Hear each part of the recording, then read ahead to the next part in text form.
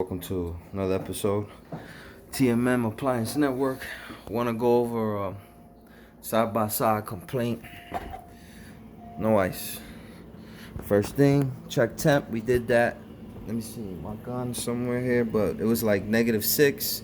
We verified water, everything was good. But one thing to look for in this particular unit here is down here, these wires, they break. And as you see right there, you see that yellow wire? It snapped. And we're gonna still run continuity checks though, because they could be internal. These like gray, yellow, blue, black.